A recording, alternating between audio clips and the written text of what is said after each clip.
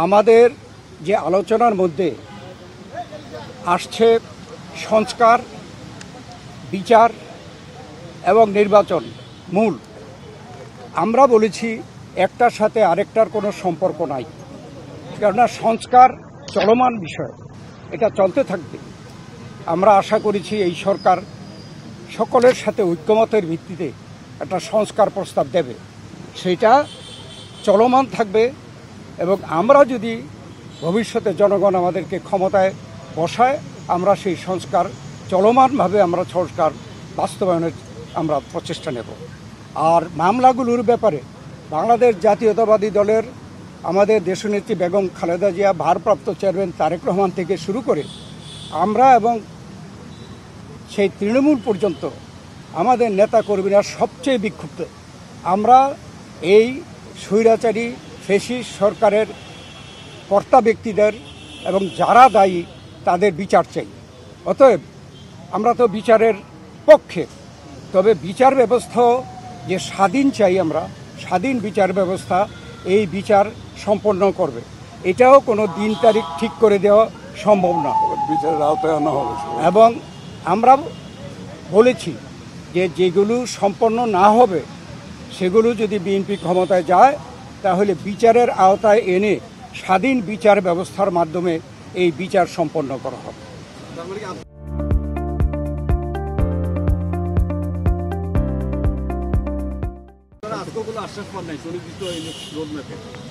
না, এটা স্পেসিফিক কোনো রকমের এরকম কথা হয় নাই, উনি স্পেসিফিক জানান নাই। আমরা আমাদের দাবি জানিয়েছি, হয়তো বা ওনারা ওনার প্রেসের মাধ্যমে জানাবেন, সেই জন্য আমরা অপেক্ষা করব। আমরা প্রতিক্রিয়া জানানোর দরকার নেই, ওনার প্রেস সেকশন কি বলে তারপরে আমরা প্রতিক্রিয়া দেব। ওনার প্রেসকে আগে কথা বলতে বলবে, তারপরে আমি একটু বলি। মূলত সংস্কার এবং বিচার, নির্বাচন, এই তিনটার উপর আলোচনা হয়েছে এবং সংস্কারের ব্যাপারে আমরা এটা পরিষ্কার এবং ওনারা একমত হয়েছে। সংস্কার যেখানে ঐক্যমতের ভিত্তিতে হওয়ার কথা, তার ভিত্তিতে সংস্কার কাজ সম্পন্ন হবে এবং সেই কাজ অতি সহসা সম্পন্ন করা সম্ভব। এখানে কোনো দ্বিমত পোষণ করেন নাই। বিচার ব্যবস্থা বিচার বিভাগ করবে এবং বিচারের আওতায় আনার ব্যাপারে যে আলোচনা হয়েছে, এখানে ওনাদের কোনো দ্বিমত নাই। সুতরাং ডিসেম্বরের আগেও নির্বাচন করা সম্ভব, এই আলোচনা হয়েছে। এখানে যে তিনটি বিষয় শোনেন, পদত্যাগের ব্যাপারে আমরা লিখিত বক্তব্যে জানিয়েছি, আগেও জানিয়েছি।